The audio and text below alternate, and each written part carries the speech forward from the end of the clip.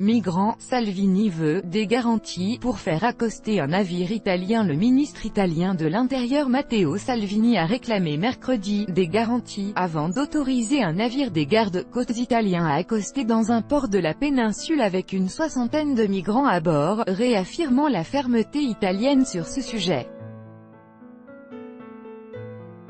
Parmi les quelques 67 migrants transbordés mardi sur le navire Dixiotti, certains sont soupçonnés de s'être révoltés, par peur d'être ramenés en Libye, contre l'équipage d'un navire italien qui les avait recueillis au large des côtes libyennes.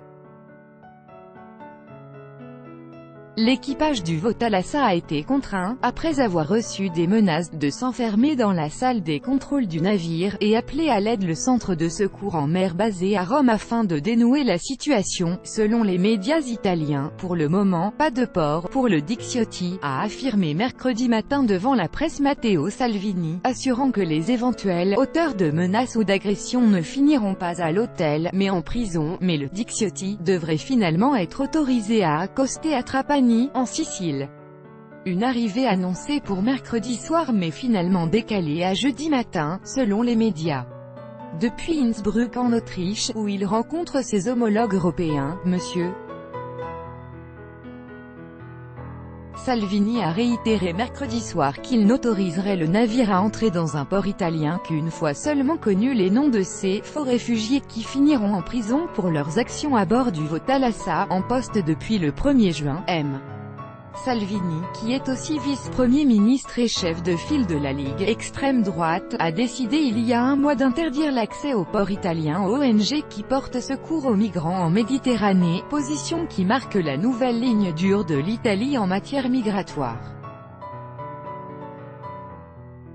Matteo Salvini, qui veut réduire à zéro le nombre de migrants arrivant sur les côtes italiennes, devait rencontrer ses homologues allemands, mercredi, et autrichiens, jeudi, à Innsbruck, en Autriche, en marge d'une rencontre des ministres de l'Intérieur de l'Union européenne prévue jeudi.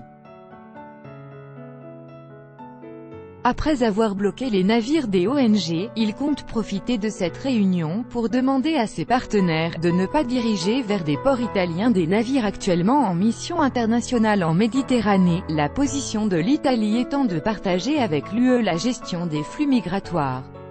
Le cas du Dixiotti met aussi en lumière une divergence au sein de la coalition gouvernementale, dont fait partie la Ligue de Matteo Salvini avec le mouvement 5 étoiles M5S anti-système de Luigi Di Maio, dont la frange la plus à gauche est opposée à la fermeture des ports italiens.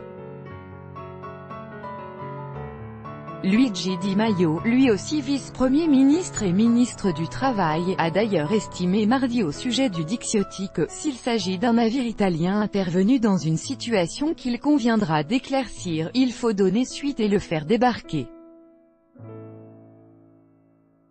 Tout droit de reproduction et de représentation réservé.